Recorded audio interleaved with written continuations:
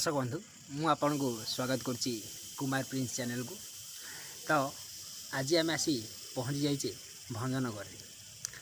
भंजनगर उपर बागदेवी ये माँ बागदेवी घंच जंगल भितर पूजा पाती।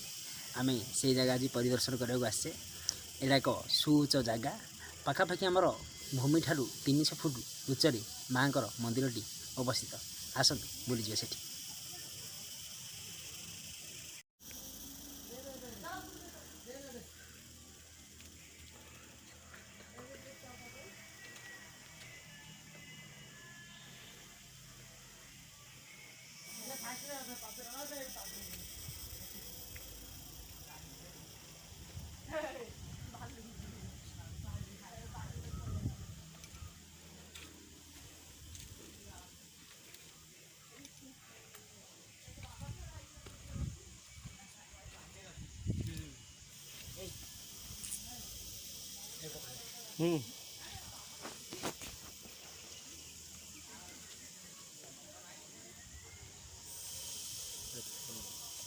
दर्शक बंधु आम जेकोसी जगह को बुली जावाक चाहूले ता पूर्व दिन से जगार परिकल्पना मन भितर पलि आसए। जगटा किभली एवं आम किभली दर्शन पाइबा से जगहटी पहुँची जावा पर सब कथा सरला।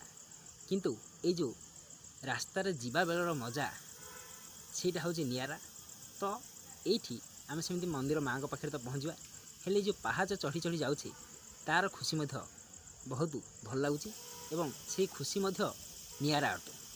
ये पहाड़ पहाच चढ़ी चढ़ी जावा कथबार्ता हो चलुवा आउ से आमर मंदिर कांथरे विभिन्न प्रकार नीति श्लोक से बाबद लिखाही जे नाई जगार पहुँच जा अलग किंतु पहाच चढ़ा समय से जो खुशी एवं सुख समृद्धि मिलता है गोटे आश्वासना मन को मिलता है। हाँ आम कष्ट करके आसीचे चलो माँ को दर्शन करवा। तो ये गोटे अनन्य खुशी थाए।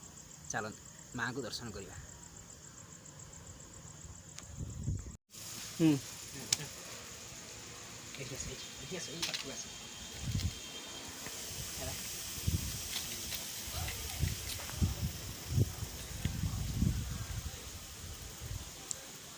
आरंभ कर देखु ये मंदिर कांथरे गोटे सुंदर नीतिवाणी लिखाही। मिछ भी केते विचित्र शब्द ना निजे कहले किछि नाही किंतु अन्य ठारू शुणिले राग लगे भारी यहाँ कौतुकिया लगुच। एवं आउ गोटे प्रबाद अच्छी थरुटीए जदि कहबू मिछ मिछ लगी पछकू पछ। तेणु आमे समस्त को सत्य कहवा। यहाँ माँ ये लेखा मध्यम जनमानस को उपदेश।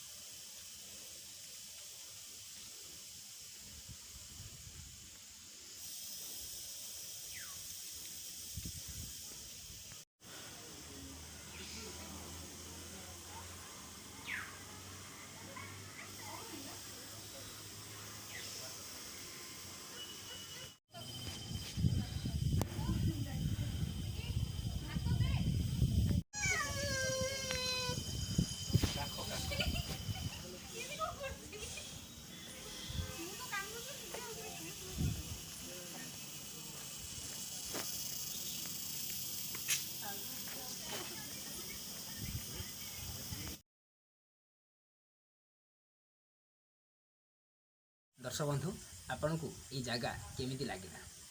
आम तो माँ को दर्शन कले आउ ये जगार सुंदर प्राकृतिक सौंदर्य उपभोग कले एवं आपण निज समय बाहर करके थरे ये जगह को बुलवाक आसतु। निश्चय आपण को भल लगे।